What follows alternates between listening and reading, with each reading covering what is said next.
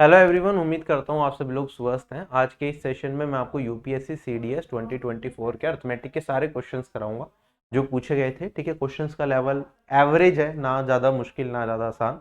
ठीक है, और आप एसएससी एग्जाम्स दे रहे हैं तो आपके लिए भी यूजफुल रहेगा, आपको भी पता चलेगा यूपीएससी सीडीएस में कैसा पेपर पूछा जाता है और आप सारे क्वेश्चन कर पाएंगे। ठीक है, ये फ्री प्लेलिस्ट है हमारे चैनल पे जो आप यूज कर सकते हैं, और यूपीएससी सीडीएस के लिए भी मैंने अलग से प्लेलिस्ट बना दी है जिसमें आपको सारी वीडियोज मिल जाएंगी जो भी मैं यहाँ पे सोल्यूशन आपको करा रहा हूँ। टोटल 25 क्वेश्चन हैं आज की क्लास में, जिसमें इन चैप्टर से इतने इतने क्वेश्चन आपके एग्जाम में पूछे गए थे। ठीक है, इतने सारे के सारे क्वेश्चन मैं आपको कराऊंगा, कुछ भी नहीं छूटेगा। ठीक, उसके बाद सबसे पहले रेशियो एंड प्रोपोर्शन। परसेंटेज का कोई स्पेसिफिकली क्वेश्चन नहीं दिखा तो रेशियो प्रोपोर्शन से ही स्टार्ट कर रहे हैं। ये दे रखा है A ratio B ratio C ratio D, और यहाँ पे कुछ ये दे रखा है, इसका मान बताना है। आप देखेंगे जब मैं इसे सोल्व करूंगा, कुछ लोग हो सकता है डायरेक्टली ए का मान ये रख दें, बी का, सी का और डी का रख के अपना आंसर निकाल लें। आंसर आ जाएगा, लेकिन उसमें हमेशा आपको ये चीज चेक करनी चाहिए, क्योंकि यूपीएससी सीडीएस में कई बार ऑप्शन में कैन नॉट बी डिटरमाइंड भी होता है, तो उस केस में डायरेक्टली वैल्यू रखना सेफ नहीं होता। तो हमें बेसिक भी पता होना चाहिए। ठीक है, जैसे कि अगर मैं यहाँ पे देखूं, अगर मैं ये ए बी सी डी है, ये रूट 4x मान लूं, इसे 3x, ये 2x और ये 1x है ना रूट में, तो जब मैं यहाँ पे रखूंगा तो सबका स्क्वायर हो रहा है, तो कहीं ना कहीं एक्स स्क्वायर कॉमन आ जाएगा और इधर भी एक्स स्क्वायर कॉमन आ जाएगा, तो वो कट जाएगा मेरे पास। तो मैं डायरेक्टली वैल्यू यहाँ पे रख सकता हूँ और एग्जैक्ट वैल्यू में आंसर मिल जाएगा। ठीक है, तो ये चीज आपको वेरीफाई करनी होती है। अगर मैं देखूं यहाँ पे तो ए स्क्वायर क्या हो जाएगा मेरे पास 4, तो यहाँ पे आएगा -4, फिर बी स्क्वायर है वो 3 हो जाएगा, फिर 2 हो जाएगा और ये फिर 1 आ जाएगा। नीचे करूंगा तो 4 -3 + 2 -1 यही है। सोल्व करेंगे आप दोनों जगह 2/2 बचा और आंसर आ गया मेरा 1। क्वेश्चन खत्म हो गया, कोई दिक्कत नहीं है। ठीक है, सिंपल सवाल था बिल्कुल। आगे बढ़ेंगे, ज्यादा टाइम नहीं लगाएंगे सिंपल सवालों पे। जैसे ये वाला सवाल है हमारे पास, m/n 1/2 दे रखा है, p/g 3/4 दे रखा है, हमसे इसका मान पूछ लिया। देखो आंसर्स क्या है, इंटीजर वैल्यूज में है। अगर इंटीजर वैल्यू में आंसर दिखे आपको तो डायरेक्टली आप वैल्यू रख सकते हैं, एम की ये, एन की ये, पी की ये और जी की ये। अगर ऑप्शन में कैन नॉट बी डिटरमाइंड हो जाता तो आपको बिल्कुल बेसिक से इस क्वेश्चन को करना पड़ता है, एक्स और वाई मान के तब आप करते हैं। मैं बिल्कुल बेसिक से एक बार बताता हूं कि कैसे होता। आप कहते हैं सर एम को मान लेते हैं हम एक्स, एन को क्या हो जाएगा 2x हो जाएगा, फिर पी क्या हो जाएगा मेरा 3y, और जी क्या हो जाएगा 4y। ये वाली वैल्यू हमें यहाँ पे रखनी पड़ती, तो 2m, तो ये हो गया 2x प्लस 4p, p की जगह 3y रखूंगा तो 12, मेरे पास क्या आ गया, ये y आ गया। नीचे सोल्व करूंगा, n क्या है 2x है, क्यों क्या है 4y है, 4 × 3 12y, कट के मेरे पास क्या बचेगा 1। तो जो भी मैंने वैल्यूज मानी थी वहां से कट के मेरे पास एग्जैक्ट आंसर आ गया। ठीक है, आप हो सकता है इस क्वेश्चन में डायरेक्ट रख देते तब भी आपको सेम आंसर मिल जाता। ठीक है, 1/1 आप कह सकते हैं, आ जाएगा। अगर कैन नॉट बी डिटरमाइंड होता तो मुझे जो बेसिक मैंने किया उसी से करना पड़ता। अगला पार्ट मेरे पास a + b, b + c, c + a का रेशियो हमें दे रखा है, हमसे वैल्यू बतानी है a - b + c ratio a + b - c। ठीक है, तो हम कैसे सोल्व करेंगे इस तरह के केस में, हम क्या कर लेते हैं जनरली, a + b को मैं क्या मान लेता हूँ 5x, b + c को 7x और c + a को 6x। तीनों को अगर मैं ऐड कर दूं तो मुझे क्या मिल जाएगा 2a + b + c, और ये किसके बराबर, इन तीनों का सम 13 18x, और यहां से अगर मैं 2 से काट दूं तो ये मेरे पास बचेगा 9x। क्या इतना पार्ट क्लियर हो गया, a + b + c। अब a + b का मान निकालने के लिए मैं क्या करूं, तो a + b का मान है 5x, a + b + c है 9x, तो यहां से इसमें से इसे घटाऊंगा तो मेरे पास c क्या आ जाएगा, यहाँ पे 4x निकल के आ गया मेरे पास। ऐसे ही अगर मैं b + c इसमें से घटाऊं a + b + c में से, तो 9 - 7 मेरे पास क्या बचेगा 2x बचेगा, जो क्या आ जाएगा a के बराबर, और बचा क्या मेरे पास b, ये किसके बराबर 9 - 6, ये आ जाएगा 3x। क्लियर। अब यहाँ पे वैल्यू पुट कर दो आप सारी की सारी, a - b + c, तो 2 - 3 + 4 कितना हो जाएगा, प्लस का 3 बचेगा मेरे पास, a + b - c, तो 5 - 4 ये बचेगा 1, तो 3/1 मेरा क्या आ जाएगा इस क्वेश्चन का आंसर। कहीं कैलकुलेशन मिस्टेक हो तो करेक्ट कर लेना। क्लियर हो गया सभी लोगों को, आराम से कर सकते हैं, इतना ही लिखना होता है एग्जाम में।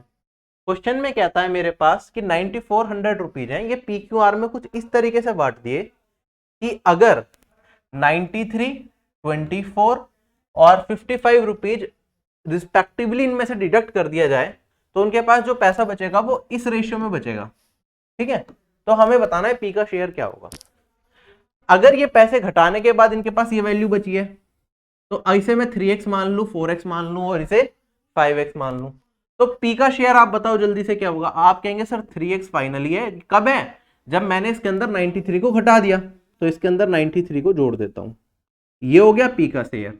उसके बाद फिर मेरे पास q का शेयर क्या होगा, 4x है, कब, जब मैंने 24 घटा दिया, ठीक है, तो इसमें 24 जोड़ना पड़ेगा एक्चुअल q का शेयर निकालने के लिए, और ऐसे r का कितना हो जाएगा मेरे पास 5x plus 55। Combined total value कितनी थी जो इनमें बांटी गई थी, ये बांटी गई थी 9400। यहां से क्या मैं x का मान निकाल सकता हूं,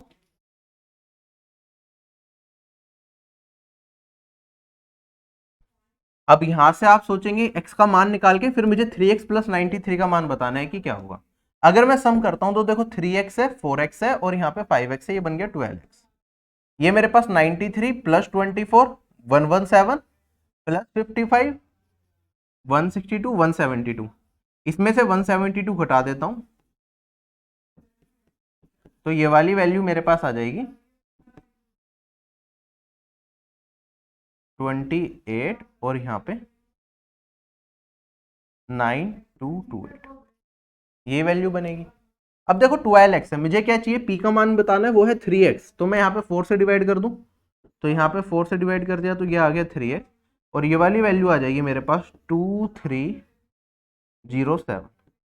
3x का मान आया 2307, लेकिन p का शेयर जो था वो था मेरे पास 3x प्लस 93, तो ये 2307 प्लस 93 करेंगे अगर हम, तो ये वाली वैल्यू आएगी 2400। एक्चुअली किसी भी ऑप्शन में ये आंसर नहीं दे रखा, तो एग्जामिनर ने क्या करा, क्वेश्चन बनाते टाइम थोड़ी सी गलती कर दी, जो 2307 है ना, इसे ही सही मान के उन्होंने क्वेश्चन बनाया होगा, तो ये ऑप्शन नंबर ए करेक्ट हो जाएगा। अदरवाइज जो एक्चुअल जो पी का शेयर है वो 2400 है। क्या ये चीज समझ आई, तो चारों ऑप्शन गलत है मेरे हिसाब से। अगला सवाल हमारे पास क्या दे रखा है, क्वेश्चन में कहता है पी स्क्वायर डायरेक्टली वेरी करता है at R and Q square भी आर पे डिपेंडेंट है। तो P square directly proportional to R है और क्यू स्क्वायर भी डायरेक्टली प्रोपोर्शनल है आर के। ठीक, हमें बताना कौन सा रिलेशन इसमें ट्रू होगा अगर P not equal to Q है। पहला ये दे रखा है P square plus Q square R से वेरी करेगा, पी क्यू आर से वेरी करेगा, और P square minus Q square R से वेरी करेगा। अब देखो इसे सिंप्लीफाई करने के लिए आप क्या कर सकते हैं, जब हम ये प्रोपोर्शनैलिटी का साइन हटाते हैं तो पी और क्यू आपस में इनमें कोई रिलेशनशिप हमें अलग से नहीं दे रखी, तो मैं इसे लिख सकता हूँ पी इक्वल्स टू के आर, और इसे लिख सकता हूँ, ये कांस्टेंट हो गया मेरे पास, कोई कांस्टेंट वैल्यू रही होगी, इसे मैं एल आर लिख सकता हूँ, कोई दिक्कत नहीं।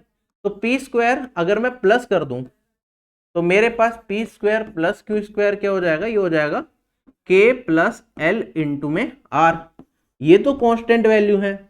तो P square plus Q square क्या आर की से वेरी करेगा, आर बढ़ेगा तो ये वैल्यू बढ़ेगी, आर घटेगा तो ये वैल्यू घटेगी, बिल्कुल सही है, तो ये सही है। P Q varies at R, अगर मैं इन दोनों को मल्टीप्लाई कर दूं तो पी स्क्वायर क्यू स्क्वायर ये किसके बराबर, के एल आर स्क्वायर के बराबर। अगर अंडर रूट ले लूं पूरे में तो मेरे पास यहाँ पे पी क्यू किसके बराबर, रूट में के एल इंटू में R, P Q directly proportional हो गया आर के, ये भी वेरीफाई हो गया। तीसरा है P square minus Q square, अब इसी में अगर मैं माइनस कर देता तो P square minus Q square क्या हो जाता, के माइनस एल इंटू में आर, अभी भी आर बढ़ेगा तो ये वैल्यू बढ़ेगी, आर घटेगा तो ये वैल्यू घटेगी, तो still it is varies as R, जैसे जैसे आर बढ़ेगा या घटेगा सेम चेंज इसके अंदर देखने को मिलेंगे। तो 1 2 एंड 3 ये मेरा ऑप्शन क्या हो गया, करेक्ट हो गया। अब ये लिख के दिखाने में टाइम लगा, आप लॉजिकली ये चीज खुद से भी सोच के सोल्व कर सकते थे। नेक्स्ट क्वेश्चन हमारे पास अब मिक्सचर एंड डेलीगेशन का आ गया, बहुत ही सिंपल सा सवाल जो आपने बहुत बार किया हुआ भी है। क्वेश्चन में क्या कहता है, मेरे पास एक बोतल है जिसके अंदर स्पिरिट और वाटर दे रखा है, किसमें 1:4 में। एक दूसरी बोतल है जिसके अंदर स्पिरिट और वाटर 4:1 में है। कहता है किस रेशियो में मिला दें जिससे कि जो नया मिक्सचर बने उसके अंदर स्पिरिट और वाटर का रेशियो 1:3 आ जाए। कैसे सोल्व करते हैं, एक तो बेसिक रेशियो मेथड होता है, एक दूसरा एलिगेशन भी हम इसके अंदर लगा देते हैं। अगर मैं कंसंट्रेशन की बात करूं कि इसके अंदर स्पिरिट और वाटर है ना, स्पिरिट की कंसंट्रेशन कितनी है, आप कहेंगे सर टोटल हो गया 1 और 4 5, स्पिरिट है 1, तो स्पिरिट की कंसंट्रेशन कितनी हो गई 1/5 हो गई टोटल सॉल्यूशन में पहले में।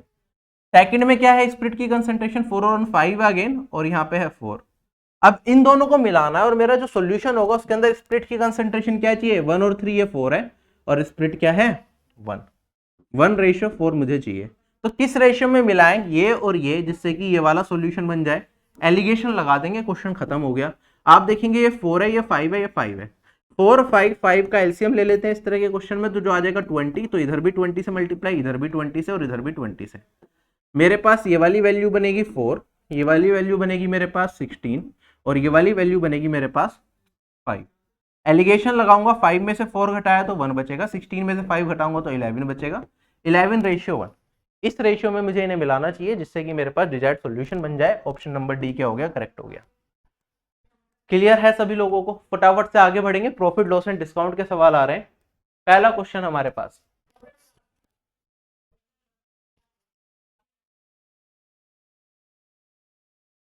कहता है एक पर्सन ने एक बुक को एमआरपी के 3/4 पे खरीदा और उसे 50% ज्यादा पे एमआरपी के बेच दिया, तो हमें बताना है परसेंटेज गेन क्या होगा।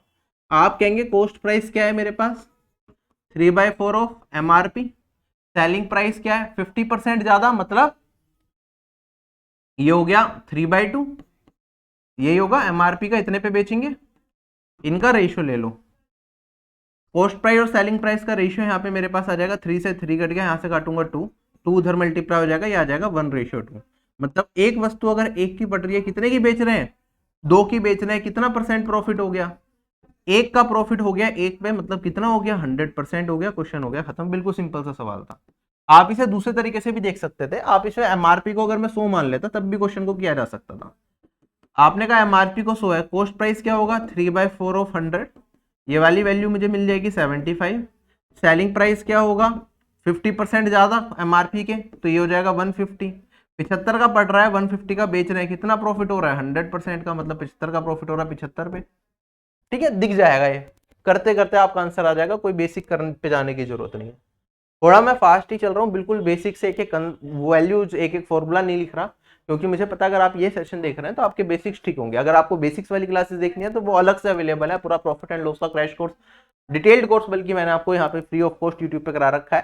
क्रैश कोर्स वाली प्लेलिस्ट में प्रॉफिट लॉस एंड डिस्काउंट की वीडियो देखोगे, उसमें पूरा 8.5 घंटे की वीडियो, सब कुछ एक एक टाइप कवर हो जाएगा उसमें आपका। कहता है जो कॉस्ट प्राइस है वाई आर्टिकल्स का, वो जेड आर्टिकल्स के सेलिंग प्राइस के बराबर है, तो वाई आर्टिकल्स का कॉस्ट प्राइस जेड आर्टिकल्स के सेलिंग प्राइस के बराबर हो गया। वाई रेशियो जेड मुझे बता रखा है, तो प्रॉफिट परसेंट बताना है। अब वाई रेशियो जेड निकालूंगा अगर मैं, तो जेड को इधर ले गया तो ये आ जाएगा selling price divided by cost price. Y ratio Z कितना है 5:4 है, तो मतलब सेलिंग प्राइस अगर 4 है तो कॉस्ट प्राइस कितना होगा, सॉरी सेलिंग प्राइस अगर 5 है तो कॉस्ट प्राइस कितना है 4 है। कितने का प्रॉफिट आ गया, एक का प्रॉफिट आ गया कितने पे 4 पे, एक का प्रॉफिट 4 पे कितना परसेंट प्रॉफिट होता है 25, 1/4 आपने पढ़ा है क्या होता है ना, सब लोगों को परसेंटेज में ये वाली वैल्यूज याद रहती हैं। नेक्स्ट क्वेश्चन हमारे पास टाइम एंड वर्क से रिलेटेड सवाल है, फटाफट से देखेंगे, बढ़िए पढ़िए जरा। क्वेश्चन में कहता है मेरे पास ए बी सी और डी मिलके एक काम को इतने इतने इतने और इतने दिन में कंप्लीट कर सकते हैं। आगे ये कहा जाता है कि एक टाइम पे सिर्फ एक ही पर्सन काम कर सकता है, वो भी 1 घंटे के लिए ही सिर्फ, ठीक है, और इनमें से कोई भी जना कॉन्जिक्यूटिवली 2 घंटे तक काम नहीं कर सकता, मतलब लगातार 2 घंटे कोई भी काम नहीं कर सकता। एक टाइम पे चारों में से एक ही जना काम करेगा, वो भी सिर्फ 1 घंटे के लिए कर सकता है एक बार के में। आगे बढ़ते हैं, ये जरूरी नहीं है कि सारे के सारे मिलके काम को कंप्लीट करें, मतलब सारे के सारों को इंक्लूड ही करना है काम को कंप्लीट करने में। ऐसा भी हो सकता है कि खाली ए और बी काम करें, ऐसा हो सकता है ए बी सी काम करे, हो सकता है बी सी डी काम करे, मतलब जरूरी नहीं कि चारों के चारों की इन्वॉल्वमेंट जरूरी है काम को कंप्लीट करने में। हमें बताना है मिनिमम कितने आवर्स लगेंगे इस काम को कंप्लीट करने के लिए। अब जब ये सवाल मुझे सोल्व करना है तो मैं कैसे करूंगा, आप देखो सबसे पहले तो हम उन लोगों को चुनेंगे जो सबसे अच्छा काम कर रहे हैं। सबसे अच्छा काम कौन करेगा, जो मिनिमम काम में मिनिमम टाइम में काम को कंप्लीट कर सकता है। जैसे कि मैं ए और बी को देखूं, ए 3 दिन में काम को कंप्लीट कर सकता है और बी 6 दिन में। क्या मुझे सी और डी को लेने की जरूरत है, नहीं है, क्योंकि मुझे पता है एक बार की में एक जना ही काम करेगा और वो कॉन्जिक्यूटिवली 2 घंटे काम नहीं कर सकता। पहले 1 घंटा करेगा, 1 घंटा ए से करा लूंगा, फिर बी से, फिर ए से, फिर बी से, इस तरीके से मैं काम करा लूंगा अपना, तो सबसे फास्ट मेरा काम कंप्लीट होगा। तो अब हमने देखा कि ए 3 घंटे में कर सकता है, बी 6 घंटे में, तो टोटल वर्क क्या मान लेते हैं इन दोनों का एलसीएम, वो हो गया मेरे पास 6 घंटे या 6, ठीक है। एफिशिएंसी क्या आ जाएगी, 1 घंटे में कितना काम करेगा ए, 6 डिवाइडेड बाई 3 2, बी कितना काम करेगा 1 घंटे में 1, है ना। तो अब क्या होगा, पहले घंटे मैंने ए को लगाया, उसने क्या काम करा, 2 काम करा, फिर मैंने बी को रखा, वो 1 काम करेगा, फिर मैंने ए को रखा, 2 काम करेगा, फिर बी को रखा, 1 काम करेगा। कितना हो गया मेरे पास, टोटल 4 घंटे हुए, काम कितना हो गया, 3 और 3 6 काम मेरा कंप्लीट हो गया, क्वेश्चन हो गया खत्म। तो क्या आएगा, 4 आंसर आ जाएगा। 4 घंटे लगेंगे इस काम को कंप्लीट करने में। ठीक है, तो ध्यान से आपको करना है। तो सिंपल वैल्यूज थी, अगर मेरे पास 6 की जगह बहुत बड़ा वैल्यू होता तो फिर मैं जो अल्टरनेट वर्क वाले क्वेश्चंस जिस तरीके से हम करते हैं वो मेथड को फॉलो करता और अपना आंसर निकाल लेता। चलिए अगला सवाल कहता है 50 आदमी एक काम को 40 दिन में कंप्लीट कर सकते हैं। 7 मिलके काम की शुरुआत कर दे, लेकिन 5 आदमी ना हर 10 दिन के बाद काम छोड़ के जाने लगे, तो कितने टाइम में काम कंप्लीट होगा ये बता दो। सबसे पहली चीज तो मुझे ये समझ आया कि 40 दिन से ज्यादा ही काम टाइम लगेगा, क्योंकि जब 50 आदमी 40 दिन लगातार कर रहे हैं तो काम कंप्लीट हो रहा है। अब कुछ बीच बीच में छोड़ के जाएंगे तो 40 दिन से ज्यादा लगेंगे। तो ऑप्शन देखे मैंने, सारे 40 से ऊपर है तो कुछ नहीं कर सकते, बेसिक से सोल्व कर लेंगे। मैं मान लेता हूं एक आदमी एक दिन में कितना काम करेगा, 1 काम करेगा। तो 40 आदमी एक दिन में कितना काम करेंगे, 40 इंटू में 140 काम करेंगे। कितने दिन में काम कंप्लीट कर रहे हैं, 50 दिन में। तो क्या ये मेरे पास टोटल वर्क आ जाएगा। इस तरह के क्वेश्चन में टोटल वर्क को इक्वेट करते हैं। अब स्टार्टिंग हो गई काम की, पहले दिन कितने लोग काम करेंगे, 50 आदमी काम करेंगे। कितने दिन तक करते रहेंगे, ठीक है, 10 दिन तक इन्होंने काम करा। अब क्या होगा, 10 दिन हो चुके हैं मेरे और 50 आदमी ने 10 दिन काम कर लिया। अब 5 आदमी छोड़ के चले जाएंगे तो कितने काम करेंगे, 45 आदमी, ये भी 10 दिन तक काम करेंगे, है ना।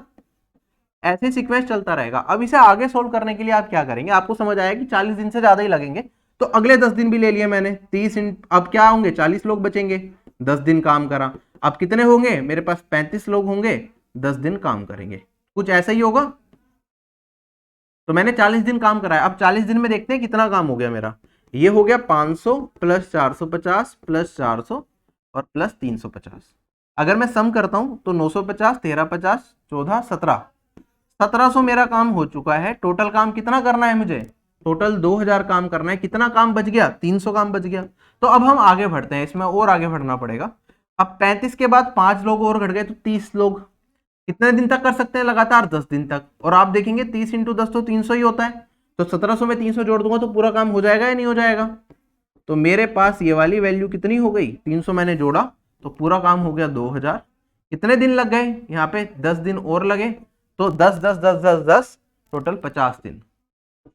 ये मेरा इस क्वेश्चन का आंसर है। ठीक है, अगर ये वाली वैल्यू 300 से कम आती तो फिर मैं आगे बढ़ता, फिर मैं कहता कि 25 लोग काम करेंगे, फिर नंबर ऑफ डेज को कुछ मान के फिर ट्राई करता। ठीक है, सिक्वेंशियली आप चलते रहो, आपका आंसर मिल जाएगा इस क्वेश्चन का। अगला सवाल मेरे पास क्वेश्चन में कहता है कि एक्स मैन एक काम को x प्लस 1 डेज में कर सकते हैं और इनका काम बराबर है अगर x प्लस 5 मैन काम करें x माइनस 2 डेज तक। तो हमें x का मान बता दो क्या होगा। आप कहेंगे सर एक आदमी का काम मान लेता हूं मैं एक दिन का, तो x आदमी एक दिन में कितना काम करेंगे x, और x प्लस 1 डेज में कितना काम करेंगे, इंटू में x प्लस 1 कर दूंगा, ये हो गया टोटल वर्क। सेम काम होता है जब x प्लस 5 लोग करते हैं, x प्लस 5 लोगों का एक दिन का काम इतना और x माइनस 2 डेज तक करेंगे तो इतना। सोल्व करके अपनी वैल्यू निकाल लेंगे। ये एक्स स्क्वायर है प्लस एक्स, यही वैल्यू आएगी। यहाँ पे x square plus 5x minus 2x मतलब प्लस 3x, और यहाँ पे मेरे पास माइनस 10 बचेगा। एक्स स्क्वायर से एक्स स्क्वायर कट जाएगा, आप देखेंगे 3x में x घटाऊंगा तो 2x बचेगा और ये माइनस 10 इधर आ जाएगा, तो प्लस का बन गया, x का मान आ गया 5। क्वेश्चन हो गया खत्म। चलूं अगले सवाल पे। आई होप ये सवाल भी क्लियर है, आसान सवाल था। टोटल मैंने दोनों तरीके से दिखा रहा हूं। टाइम बेड वर्क का ये 3rd सवाल चल रहा है। टोटल ये 11th क्वेश्चन है आज की क्लास का। टोटल 25 क्वेश्चन हमें अटेम्प्ट करने हैं। कहता है P लोग Q डेज में एक काम को कंप्लीट कर सकते हैं। अगर मैं आदमियों को 50% बढ़ा दूं तो जो काम होगा वो 12 डेज पहले कंप्लीट हो जाएगा। तो हमें बताना है Q का मान क्या होगा। आप बिल्कुल बेसिक से कर सकते हैं। मैं मान लेता हूं एक आदमी एक काम को एक दिन में करता है, सॉरी एक आदमी का काम एक दिन का एक है, तो P आदमियों का एक दिन का काम हो गया P। कितने दिन में, Q डेज में पूरा काम कंप्लीट करते हैं। ठीक है, सेम काम मुझे करना है। अगर मेरे पास लोग क्या हो जाए 50% ज्यादा, मतलब पहले P लोग थे, अब कितने हो गए, P इंटू में 3/2, 50% ज्यादा हो गए। इनका एक दिन का काम इतना होगा, कितने दिन में काम कंप्लीट हुआ, 12 दिन पहले, पहले क्यू डेज लग रहे थे, अब कितने लगेंगे, क्यू माइनस 12। टोटल वर्क दोनों केस में सेम है, सोल्व करके आंसर निकाल लो। रेशियो मेथड से करना चाहते थे, रेशियो मेथड से भी हो रहा था, मैं डायरेक्ट आपको बेसिक से ही करा रहा हूं। मैंने कहा इधर 2 क्यों आएगा, इधर 3 क्यों है, तो इधर बचेगा क्यों, और 3 इंटू 12 36 इधर चला जाएगा। तो टोटल इनिशियली कितने डेज लगते थे, मतलब क्यू का मान क्या होगा, ये होगा 36। क्वेश्चन हो गया खत्म। चलें आगे, अब हम टाइम स्पीड एंड डिस्टेंस के 5 सवाल है, फटाफट से हम देखेंगे। सबसे पहला सवाल ये है मेरे पास, फटाफट से पढ़िए, ठीक है, बस कंफ्यूज करने की कोशिश की गई है सवाल में और कुछ नहीं है।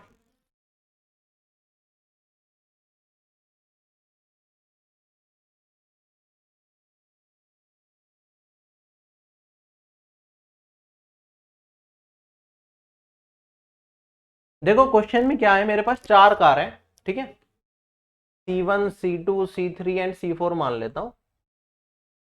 इन चारों कारों की हमें क्या दे रखी है, स्पीड दे रखी है।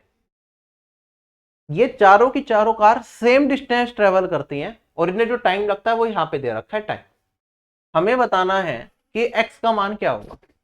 कैसे सोल्व करेंगे, अगर सेम डिस्टेंस ट्रेवल कर रही है तो डिस्टेंस होता है स्पीड इंटू टाइम, तो सबका स्पीड इंटू टाइम बराबर होगा। पहले की स्पीड है 2u और टाइम है कितना, xt। मुझे बेसिकली x का मान बताना है। अगर मैं आगे बढ़ूं, सेकंड की क्या है, स्पीड है 3u और इसका टाइम है कितना, 40। अब मैं इसे सोल्व करूं तो मुझे तो इसी से x का मान मिल जाएगा, मुझे थर्ड कार और फोर्थ कार पे जाने की जरूरत ही नहीं है। आप कहेंगे सर यहां से u से u काट दो, t से t काट दो, खत्म हो गया। 2x इक्वल टू 4 3 12 और x का मान आ गया 6, क्वेश्चन हो गया खत्म। चले आगे। हमेशा याद रखिए कोई भी पेपर हो उसमें इजी और डिफिकल्ट दोनों तरह के सवाल आते हैं। अगर आप डिफिकल्ट क्वेश्चन में स्टार्टिंग में फंस जाए तो आपको फिर एग्जाम में इजी क्वेश्चंस आपके छूट सकते हैं और आपका पेपर ओवरऑल बेकार हो सकता है। तो हमेशा जो क्वेश्चंस में आप कंफर्टेबल हो उसे सोल्व करते हुए आगे बढ़िए। डिफिकल्ट क्वेश्चंस को जो पहले नहीं देखा हुआ उसे लास्ट के लिए छोड़िए। जैसे सीडीएस में अगर मैं आपको ज्योमेट्री और मेंसुरेशन के क्वेश्चन कराऊंगा तो उनमें काफी क्वेश्चन आपको ऐसा लग सकता है जो आप एक बार की में ना कर पाए, जबकि ये जो सिंपल क्वेश्चन अर्थमेटिक के करा रहा हूं ये आराम से आप सभी लोग कर भी पा रहे होंगे मेरे साथ साथ ही। अब देखो क्वेश्चन में क्या कहता है, मेरे पास 2 ट्रेन है, एक ए है और एक बी है, ठीक है।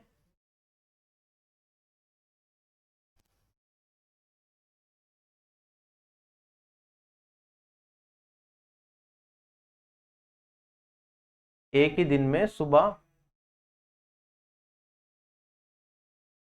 ठीक है,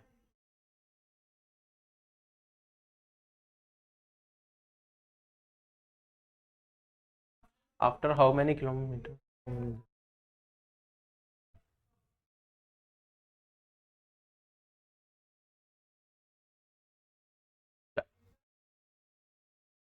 मेरे पास 2 ट्रेन है ए और बी।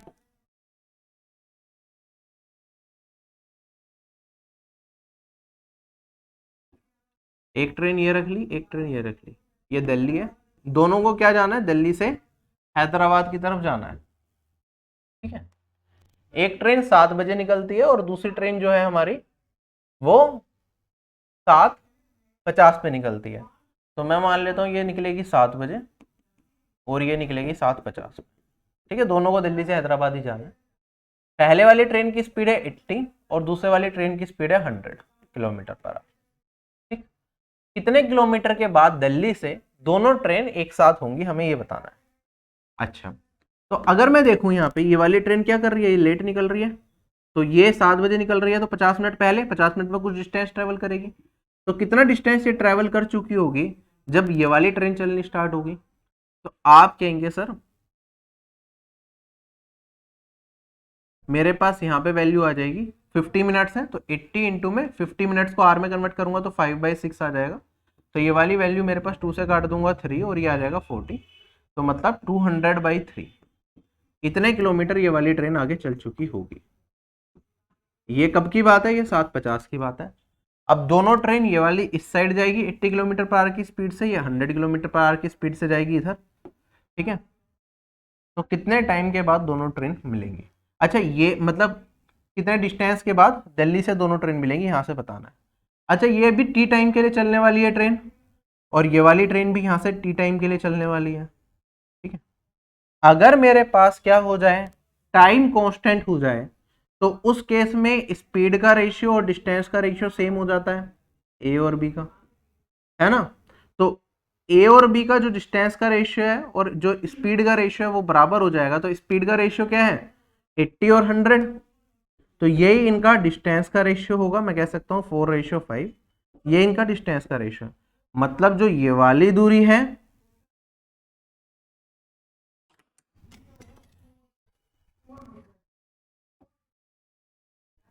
ये 5 रेशियो होगी, ये वाली दूरी क्या होगी 4 रेशियो होगी। अगर आप सोल्व करें 5 - 4 ये आ जाएगा 1 रेशियो। 1 रेशियो मेरा किसके बराबर है 200/3 के। 5 रेशियो किसके बराबर हो जाएगा 1000/3।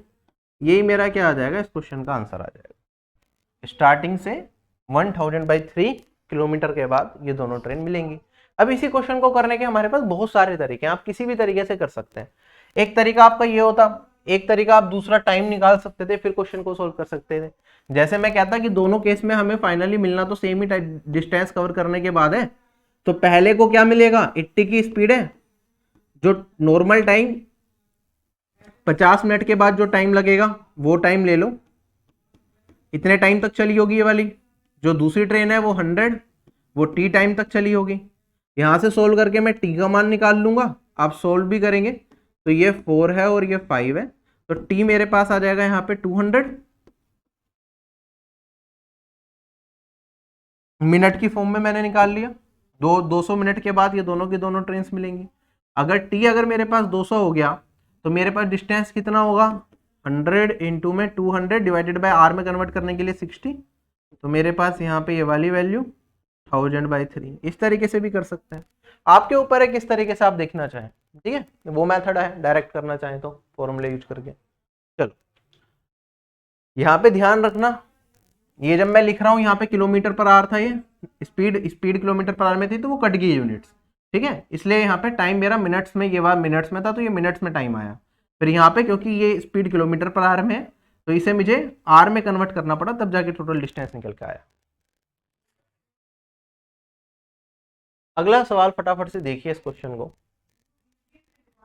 इस पे based 3 question time speed and distance के हैं, वो तीनों कराऊंगा, पहले क्वेश्चन को समझ लीजिए।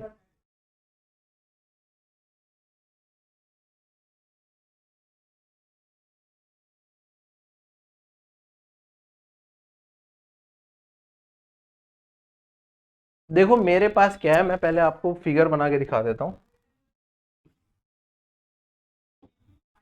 मेरे पास 2 ट्रेन है ए और बी, ठीक है। एक स्टेशन पी है और एक स्टेशन क्यू है। ट्रेन ए यहां से निकलेगी और ट्रेन बी स्टेशन क्यू से निकलेगी। इस साइड डायरेक्शन भी दे दी मैंने। ट्रेन ए 7 बजे निकलेगी 7 PM पे, किस स्पीड से 60 किलोमीटर पर आवर की स्पीड से। मेरे पास ट्रेन बी है जो यहां से निकलेगी अगले दिन 4 AM पे, किस स्पीड से 90 किलोमीटर पर आवर की स्पीड से। और कहता है इन दोनों स्टेशंस के बीच की दूरी जो है वो 800 किलोमीटर है। ठीक है, सारी चीजें समझ में आ गई आपको, जो जो क्वेश्चन में दे रखा था मैंने आपको यहाँ पे दिखा दिया। अब क्वेश्चन में क्या पूछा है, how far from station Q will the 2 train meet. Station Q से कितनी दूरी पे दोनों ट्रेन मिलेंगी। मैं यहीं पे इसी पेज पे बार बार क्वेश्चन का सोल्यूशन करूंगा। चलो पहले मैं इस पेज पे करता हूं। अब देखो ये 7 बजे चली, ये कितने बजे चलेगी 4 AM पे। टाइम का गैप कितना हो गया इसमें, 7 में 5 जोड़ोगे तो 12 और फिर 4 9, मतलब ये 9 घंटे के जब चलेगी तब जाके 4 AM होगा। तो 4 AM तक ये कितना चलेगी 60 इंटू में 9 540 किलोमीटर। यहां से 540 अगर मैं चला गया तो अब बज गए हैं 4। ठीक है, अब दोनों ये 60 किलोमीटर पर आवर की स्पीड से चलेगी, ये 90 की स्पीड से चलेगी। ठीक है,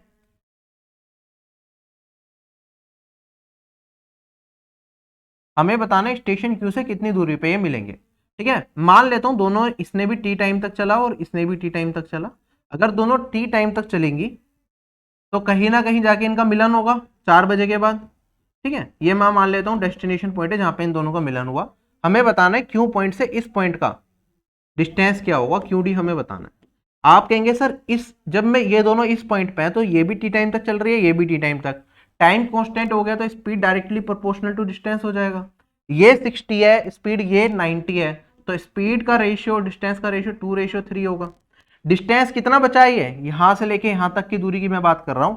ये 540 ये था, ये टोटल 800 है, 800 में से 540 घटा दोगे तो कितना आ गया मेरे पास, 260 बचा। ठीक है, 260 को हम बांटेंगे 2:3, कितना हो गया 5:260 के बराबर हमें किसका मान चाहिए, स्टेशन क्यू से ये वाली दूरी, तो ये कितना आया मेरे पास, ये तो 3 आया, तो 3 का मान कितना हो जाएगा मेरे पास, 5 से काटूंगा 52, 52 इंटू 3, ये वाली वैल्यू हो जाएगी 156 किलोमीटर। क्वेश्चन हो गया खत्म। या तो आप ऐसे कर सकते थे, दूसरा तरीका ये था कि दोनों अपोजिट डायरेक्शन में डाल रहे हैं तो रिलेटिव स्पीड से करता, 60 और 90 ये हो गई इनकी रिलेटिव स्पीड। 4 बजे के बाद की बात कर रहा हूँ, डिस्टेंस इनके बीच में 260 किलोमीटर का, तो ये मेरे पास 260 डिवाइडेड बाय 150, या फिर मैं कह सकता हूँ यहाँ पे 26/15, ये क्या आ जाता है मेरे पास टाइम, कितने घंटे के बाद वे दोनों मिलेंगे। अच्छा, अब मुझे क्यू से लेके डिस्टेंस बताता था ना कि किस पॉइंट पे मिलेंगे, तो क्यू से कौन सी ट्रेन चली है, बी ट्रेन, जिसकी स्पीड है 90, टाइम कितना लग रहा है इतना, तो 90 इंटू में स्पीड इंटू टाइम, ये मुझे दे देगा डिस्टेंस, तो ये 6 इंटू 26 करूंगा तब भी मुझे 156 मिल जाएगा। इस तरीके से भी आप कर सकते हैं। क्लियर, तो ये आपके सोचने का तरीका, डायरेक्टली रेशियो फॉर्म में सोच पा रहे हैं, वरना बेसिक तो आपके पास सभी लोगों के पास है, रेशियो रिलेटिव स्पीड के कंसेप्ट से आप निकाल सकते हैं बेसिक से भी। अगले सवाल पे मैं चलता हूं, तो ये हो गया मेरे पास 156। Next question, at what time will the two trains meet. अब ये मैंने अभी आपको निकाल के भी दिखाया, पीछे ही अगर क्वेश्चन पे चला जाऊं मैं, तो मैंने क्या कहा, मैंने कहा कि ये दोनों ट्रेन कितने टाइम के बाद मिलेंगी, 4 बजे के बाद 26/15। तो यहीं पे सॉल्व करता हूं मैं, 4 AM है प्लस 26/15, ये किस में है, आर में है, इसे ब्रेक करूंगा तो 1 प्लस 11/15 आर आएगा, इसे मिनट में कन्वर्ट कर लो, 1 प्लस 1 आर प्लस यहां पे क्या करेंगे 60 से मल्टीप्लाई कर दो, तो ये हो जाएगा 44 मिनट। तो 4 AM 5 AM 44, 5:44 AM पे दोनों ट्रेन क्या होंगी, मिलेंगी। अगला क्वेश्चन का आंसर भी आ गया। इससे अगला सवाल देख लेते हैं। कहता है अगर दोनों ट्रेन की लेंथ, ट्रेन ए की लेंथ 400 मीटर हो, ट्रेन बी की लेंथ 500 मीटर हो, तो कितना टाइम लगेगा इन्हें एक दूसरे को क्रॉस करने में। जब भी क्रॉस करने का टाइम पूछा जाए तो हम जनरली किसकी बात करते हैं, मैं मानता हूं कि ये ट्रेन ए है, क्योंकि हमें पता है दोनों अपोजिट डायरेक्शन में ट्रेवल कर रही है। ट्रेन बी में बिल्कुल ये मानता हूं कि इसी पॉइंट पे होगी, ये ट्रेन बी है, इसकी लेंथ हमें 400 मीटर दे दी और इसकी लेंथ हमें कितनी दे दी, 500 मीटर। कितने टाइम में एक दूसरे को क्रॉस करेंगे, क्योंकि अपोजिट डायरेक्शन में जा रही है तो रिलेटिव स्पीड क्या हो जाएगी, ऐड, तो ये 60 है और ये मेरे पास 90 है। यहाँ पे सेकंड में पूछा है तो उसे बाद में कन्वर्ट कर लेंगे, तो 60 प्लस 90 इंटू में 5/18 मीटर पर सेकेंड, ये मेरे पास स्पीड हो गई। हमसे टाइम पूछा है, डिस्टेंस से डिवाइड करना पड़ेगा। डिस्टेंस क्या होगा, जब दो ट्रेन एक दूसरे की तरफ आ रही हो और उन्हें एक दूसरे को क्रॉस करना है तो डिस्टेंस होता है दोनों की लेंथ का सम। क्या होता है, दोनों की लेंथ का सम, तो 400 प्लस 500 ये आ जाएगा मेरे। क्वेश्चन सोल्व हो चुका है। 150 आप देखेंगे ये 900 बनेगा, ये 150, 150 से 900 6 टाइम्स चला जाएगा, 6 ऊपर है 18 भी ऊपर चला जाएगा, 18 इंटू 6 डिवाइडेड बाई 5 आएगा, 18 6 108 डिवाइडेड बाई 5 करूंगा तो 21.6, ये मेरा इस क्वेश्चन का आंसर आ गया। क्वेश्चन खत्म हो गया। क्लियर सभी लोगों को।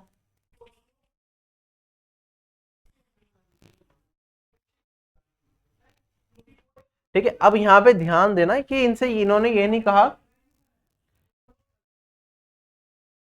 कितने टाइम बाद दोनों ट्रेन मिलेंगी, ये तो इन्होंने यहाँ पे अलग से पूछ ही लिया था। यहाँ पे जो क्वेश्चन है वो थोड़ा सा डिफरेंट पूछा है कि दोनों कितने टाइम के बाद एक दूसरे को क्रॉस करेंगी, तो हमें वो बताना था। ठीक है, तो यहाँ पे दोनों चीजें अलग हैं बिल्कुल, दोनों को मिक्स मत कर देना।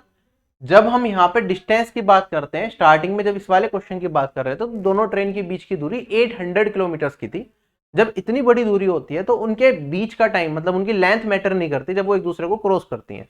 लेकिन जब स्पेसिफिकली ये पूछे कितने टाइम में एक दूसरे को क्रॉस करेंगी, जब उनकी लेंथ दे रखी हो तो इसका मतलब ये मान के चलेंगे कि दोनों ट्रेन बिल्कुल नजदीक पहुंच चुकी है, अब एक दूसरे को क्रॉस करने में कितना टाइम लगेगा, हमसे ये पूछा गया है। सिंपल इंटरेस्ट और कंपाउंड इंटरेस्ट के कुछ सवाल फटाफट से देखेंगे।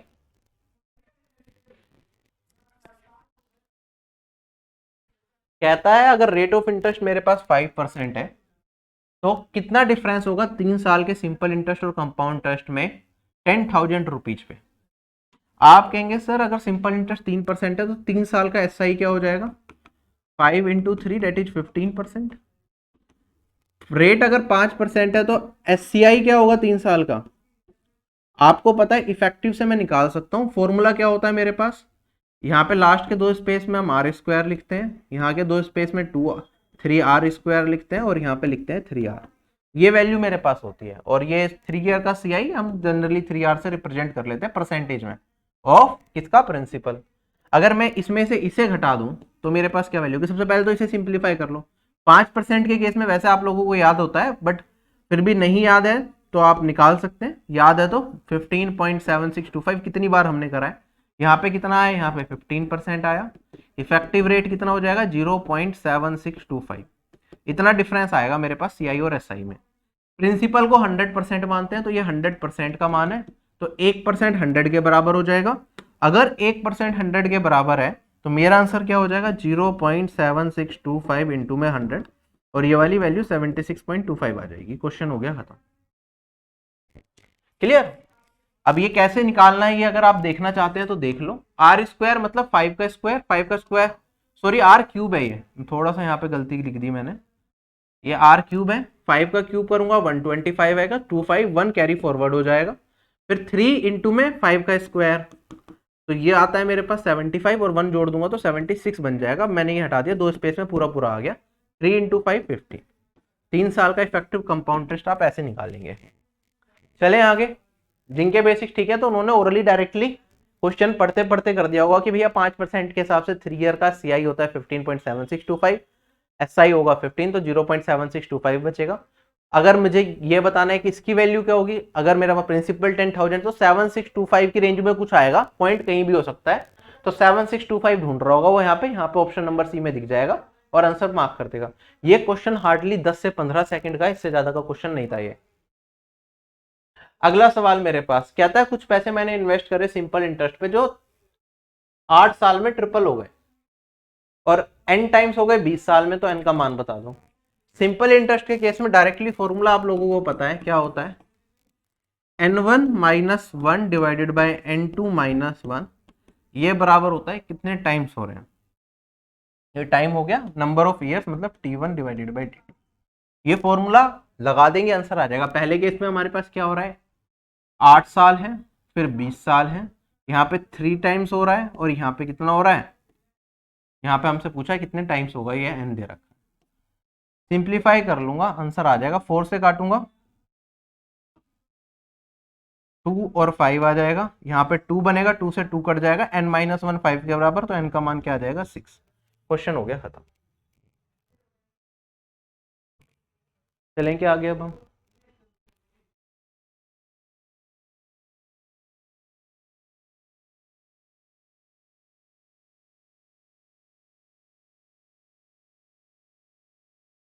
नेक्स्ट क्वेश्चन कहता है मेरे पास एक्स कंपाउंड इंटरेस्ट है 10% के हिसाब से 3 साल का 1000 रुपीज पे, ठीक है। बस इतना ही पढ़ा मैंने, तो क्या आप एक्स की वैल्यू डायरेक्टली बता सकते हैं। आप कहेंगे सर 10% का 3 साल का इफेक्टिव होता है 33.1%, तो 33.1% है किसका, जो मेरा प्रिंसिपल होगा वो है 1000, तो अगर मैं मल्टीप्लाई कर दूंगा तो ये वाली वैल्यू क्या आ जाएगी 331 आ जाएगी मेरे पास। ये देखते ही आप लोग बता सकते हैं। फिर क्या आता है y क्या है, सिंपल इंटरेस्ट है 3 साल का 1000 रुपीज पे 11% के रेट पे। 3 साल का सिंपल इंटरेस्ट कितने हो जाएगा 3 × 11%, कितने पे है 1000 पे है, तो यहाँ पे y का मान भी आ गया मेरे पास, कितना आ गया 330 आ गया। हमसे पूछा इनका डिफरेंस बता दो, डिफरेंस क्या होगा 331 - 330 दैट इज 1। क्वेश्चन हो गया खत्म, है सिंपल। बहुत सारे बच्चों ने मुझे पता है विदाउट पेन कर लिया होगा। अब मैं चल रहा हूँ स्टैटिस्टिक्स के सवाल पे। पहला सवाल मेरे पास स्टैटिस्टिक्स का देखो ये रहा। ठीक है।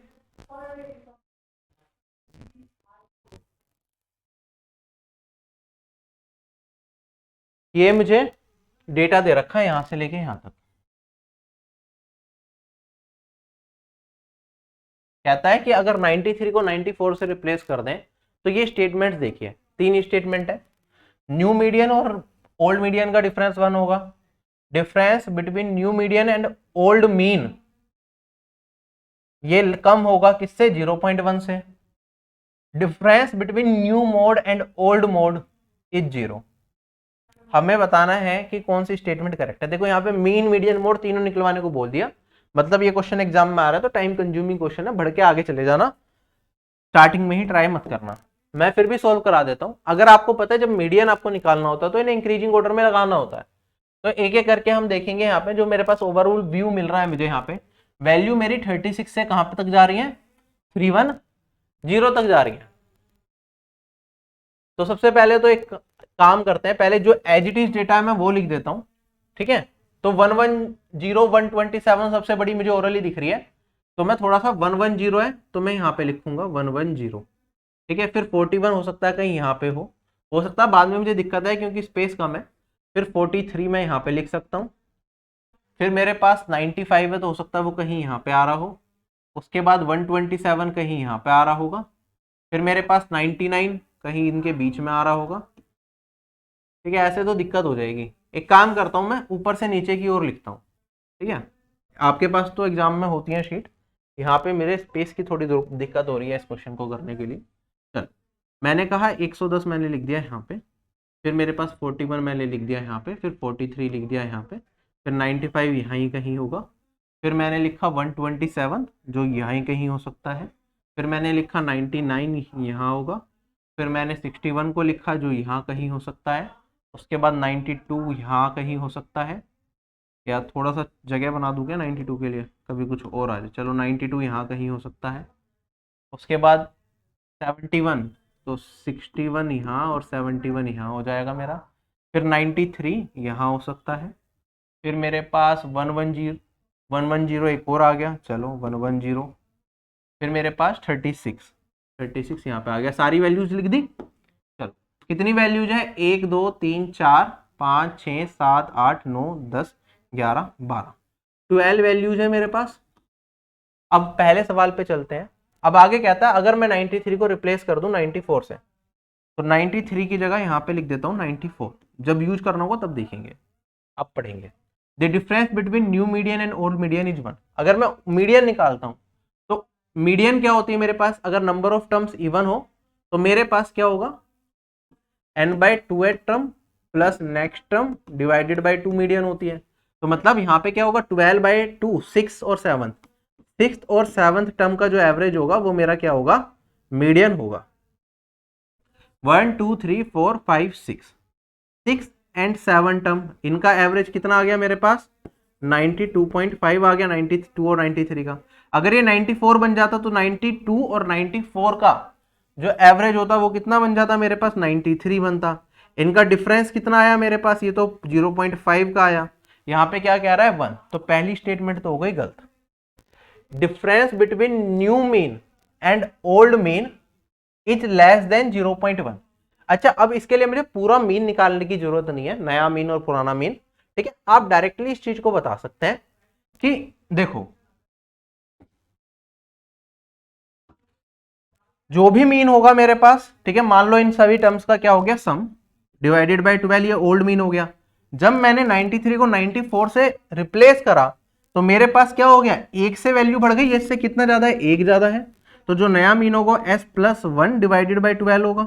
आप देखेंगे s/12 अगर मैं बाहर ले लूं तो ये मेरे पास 1/12 से इंक्रीज होगा जो नया मीन होगा, और 1/12 क्या होता है, 0.8 समथिंग होता है या नहीं। तो जो डिफरेंस है न्यू मीन और ओल्ड मीन में वो 0.1 से कम होगा, ये लिखा हुआ है 0.08 होता है, सॉरी गलत लिख दिया मैंने। तो ये बिल्कुल सही है, डिफरेंस क्या होगा 0.1 से कम आएगा। चले आगे अब हम, ठीक है। 0.1 का तब आता जब 12 की जगह 10 होता, ठीक है, तो इससे कम आएगा, ये ठीक है। The difference between new mode and old mode is 0। अब भैया मोड तो अगर मैं इस पूरी स्टेटमेंट में देखूं तो मेरे पास दो ही संख्या है, एक ही संख्या है जो सबसे ज्यादा बार आ रही है, डेट इज 110, 2 टाइम्स आ रही है, तो मोड ये है, पहले भी ये था और अब भी ये है, तो ये भी बिल्कुल ठीक है। तो मेरी 2 और 3 स्टेटमेंट सही है, फर्स्ट गलत है। क्लियर हो गया। और फर्स्ट वाली स्टेटमेंट भी मैंने पूरा बना दिया, अदरवाइज नंबर ऑफ टर्म्स अगर मैं गिन लेता पहले ही तो शायद उसमें भी मुझे न्यू मीडियन और ओल्ड मीडियन के बीच में डिफरेंस, चलो ठीक है, ज़्यादा दिमाग नहीं लगाते मीडियन वाले पे, वरना सोचा जा सकता था कि 93 का अगर मैं 94 कर भी दूं तो उस केस में यहाँ पे इन वैल्यू में डिफरेंस 1 का आया, लेकिन मीडियन में डिफरेंस 1 का तभी आ सकता था कि पहला मेरा मीडियन ये होता और दूसरा मेरा मीडियन ये होता, तब जाके इनके बीच का डिफरेंस 1 आता। लेकिन टोटल नंबर ऑफ टर्म्स कितनी है मेरे पास, 1 2 3 4 5 6 7 8 9 10 11 12 टर्म्स थी, तो मुझे पता था बीच में 2 टर्म्स आएंगी, उनका एवरेज मीडियन बताएगा। तो इनमें अगर एक का डिफरेंस है तो मान लो अगर मीडियन जिन टर्म्स को यूज करके निकाला जा रहा है अगर उसे भी यूज करूंगा तो डिफरेंस मेरे पास जो आएगा पुराने मीडियन और न्यू मीडियन में वो 1/2, इसका मतलब आधा 0.5 का आएगा। तो उस पर्टिकुलर केस में भी मैं इस क्वेश्चन में भी बिना सीक्वेंस में अरेंज करे भी ये कह सकता था कि पहली स्टेटमेंट तो 100% गलत है। अगर यहाँ पे 0.5 लिखा होता फर्स्ट स्टेटमेंट में 1 की जगह तो मुझे चेक करना पड़ता कि क्या ये 93 और 94 जो चेंज कर रहे हैं इसका यूज भी है कहीं इस पूरे सीक्वेंस में मीडियन निकालने में। क्लियर है क्या सभी लोगों को? ठीक है, तो ये वाला पार्ट भी बिना लिखे हुए किया जा सकता था।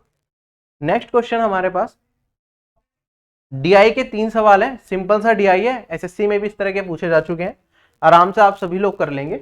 देखो मेरे पास क्या दे रखा है यहाँ पे, पढ़िए इसे जरा। एक पाई चार्ट 1 है मेरे पास ये, और एक पाई चार्ट 2 है। पाई चार्ट 1 में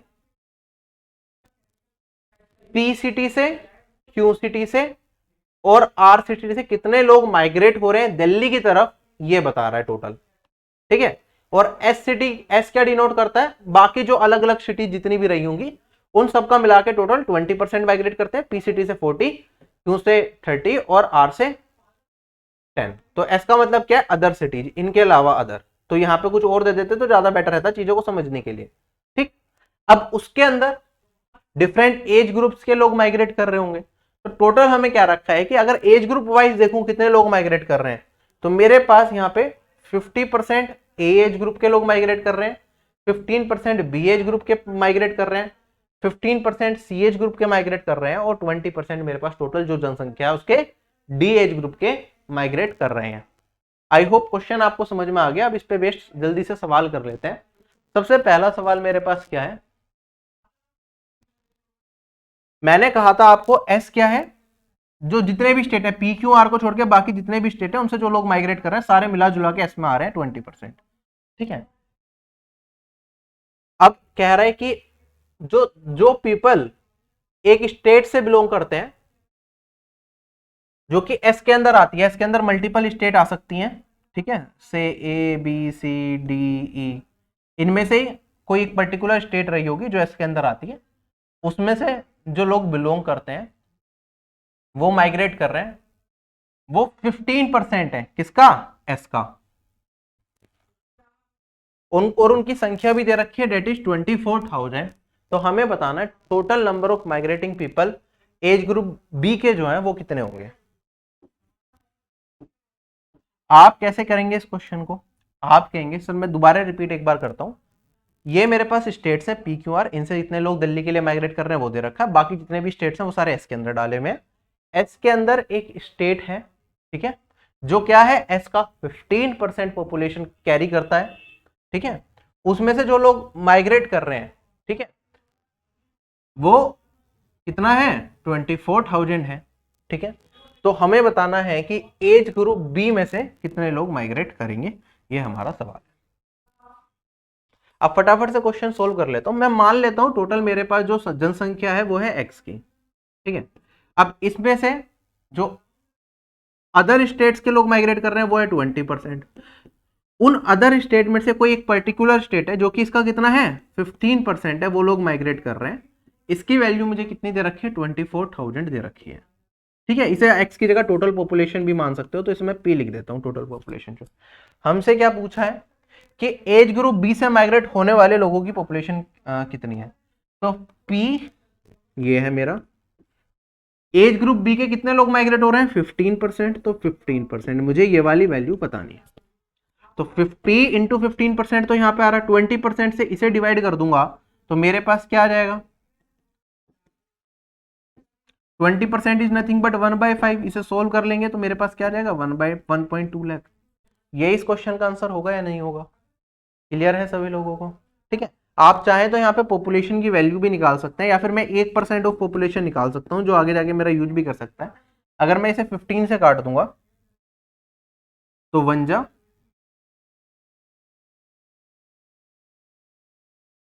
1600, 1% ऑफ पॉपुलेशन हमारे पास किसके बराबर हो जाएगी 1600 के बराबर हो जाएगी। चलेंगे आगे अब हम।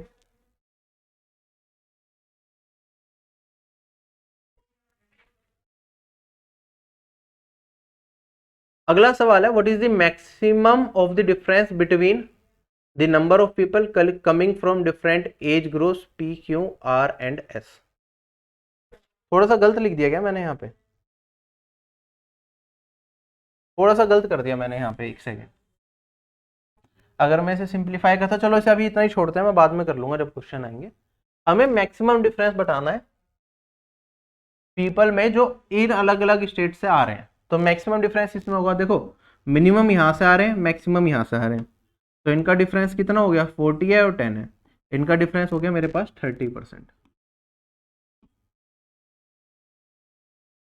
30% का मान मुझे बताना होगा, 30% ऑफ क्या पॉपुलेशन। यहां से अगर मैं देखता हूं तो देखो 20 का 15% निकालूंगा तो ये बन जाएगा मेरे पास 3%। 3% ऑफ पॉपुलेशन कितना है मेरे पास 24,000 के बराबर है। पिछले केस में 15% पूछा था तो ये वाली वैल्यू आ गई थी मेरे पास। आप इसे इस तरीके से देख लो, तो 3% ऑफ पॉपुलेशन इतना, तो 1% कितना हो जाएगा 8,000। 3% इतना था, 30% करना तो डायरेक्टली 10 से मल्टीप्लाई कर दो, कोई नहीं। इससे 10 से मल्टीप्लाई कर दूंगा तो 2.4 लाख आ जाएगा। क्वेश्चन यहाँ पे ये वाला तो खत्म हो गया।